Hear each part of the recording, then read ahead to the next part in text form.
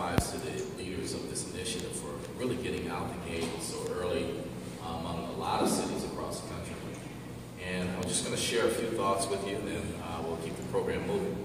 According to a commission's study that was commissioned by Michigan, or the Business Leaders for Michigan, Michigan's assets are concentrated in metropolitan areas. The state's top 14 metropolitan areas are home to 82% of the state's population, 84% of the jobs, 86% of the state's gross domestic product, 85% of the exports, 91% of the science and engineering jobs, and 85% of the post-second degree holders. Now, while this is good, on the other side of that coin is that those same 14 metropolitan areas significantly contribute to the crime, unemployment, and poverty statistics in our state. And at the center of these metropolitan areas are your core urban cities. And it's ironic to discover that some of the most significant challenges we face as a state are found in areas where the most opportunity exists. That's why we have this gap. We can't afford to ignore the challenges in our urban cores, because to do so will be cutting our nose to spite our face. Rather than running from the problems in urban communities, the governor wants to run toward them with solutions to assist their stability and growth. My office was created by the governor to work on strategies that promote economic growth in the city and our urban cores. What we found is that the cities and all these governors have had these urban initiatives over the years. So before I began to work on this, the governor wanted me to develop what was called an urban agenda. So I wanted to see what other governors have done in the state. And I found an urban agenda written by or commissioned by Governor Milliken in 1973. And you can take the data out of that agenda and swap it out with current data in 2015 and not change 80% of that document. And the problem with the state and administrations is that one administration comes in with a great idea, the next administration erases that idea, comes in with their own idea, and the next one does, and so forth. And so our objective was to create an agenda that could have a little bit of staying power without naming it anything particular, but just work on the data piece of it.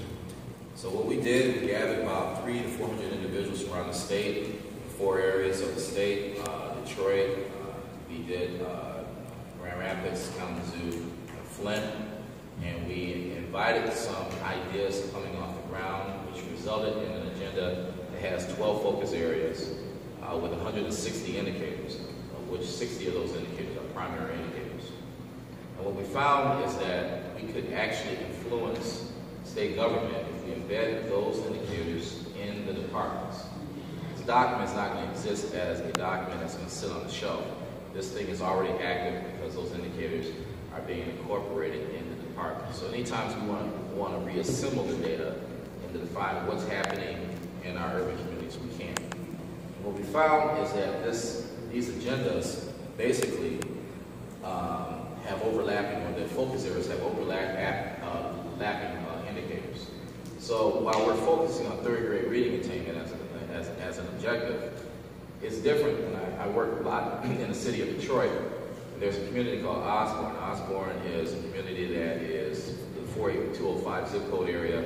It's probably one of the top 5 most violent crime zip codes in the country, according to the FBI. And when you compare Osborne to Bloomfield or Grossmont, what you find is that the input of parents and the community are starkly different. So to expect a child to reach third grade reading attainment when they're in an abandoned environment, high crime, free and reduced lunch, sometimes not being able to sleep at night because their parents are not home, to compare that to a kid who's growing up in a two-parent house, who they're both working, they're reading to their kids every night, and expecting the same outcomes, would almost be penalizing the victim for the crime. So we have to take other things in consideration when we do these policy initiatives, and I see that one of your keys is policy. Policy in a vacuum is very dangerous, but policy holistically can actually improve the lives of other people. And as a state, we have to do much better in creating these strong pipelines with policies to connect people to learning that leads to jobs, that leads to careers, without erasing or duplicating efforts of the past actions, but building on them. So the governor describes this as the river opportunity. When he threw this out to the senior staff, we're like, what are you talking about? And this governor is one of the kind of people who says things and he wants execution.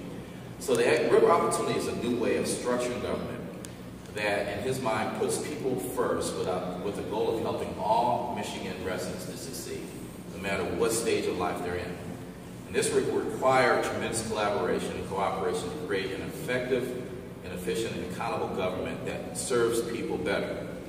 You see, the problem is that over the past 50 to 60 years, we tried to solve problems by creating new programs and segmenting those programs and adding layers to government.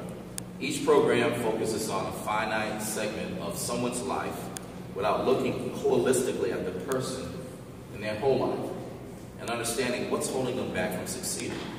For example, today there are 35 health programs, 40 that deal with workforce development, 70 programs for child services. That's over 145 different programs, each focusing on one segment and not talking to each other. And the result, government got bigger, the root of someone's problem isn't solved, people are maintained to remain in a state of inertia while the world literally moves under their feet. And they are outside this river of opportunity. So the governor charged his administration to reorganize in a way that government does business to affect the person's point of view, to focus on the person instead of their programs to solve their problems. And if someone falls by the wayside, whether it's from a lack of education, illness, difficult life event, we need to get them back into this river opportunity as fast as possible so they don't fail and that they're successful.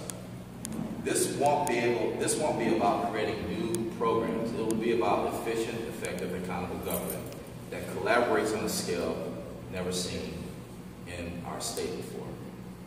In Thomas Reed's 1786 essay on the intellectual powers of man, he wrote, "In every chain of reasoning, the evidence of the last conclusion can be no greater than that of the weakest link of the chain, whatever may be the strength of the rest." We've coined that term to say that we are only as strong as our weakest link. And that's what My Brother's Keeper is all about. It's about helping more of our young people stay on track, providing the support they need to think more broadly about their future, building on what works, when it works, in those critical life-changing moments. So we have to do better. This pipeline is needed. We can't stop with just a 2-year degree in community college. Vocational skills are needed. In Detroit, we're going to be building a $2 billion infrastructure project. No one can tell me that a welder doesn't make good money. No one can tell me that electricians don't make good money. Not to say that you shouldn't achieve a 2-year degree or 4-year degree. I have a master's degree. If that's your prerogative, move forward to it. But if you decide to do skilled trades, that's not a shameful option either. We need to create these pipelines so folks can continue their lifelong learning opportunities, to get those jobs, to secure a career, and to change the stars in their own family circumstances. We can do it. This program is one way of actually getting this job done. And again, congratulations to you and Lansing for 1 year of success. Take care.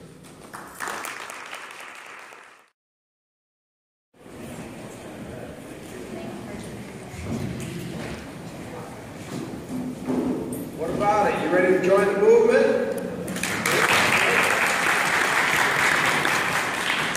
I don't know any mayor in America who would be delighted with those youngsters in that presentation. I want to say thank you to all of you dignitaries. That means everybody here.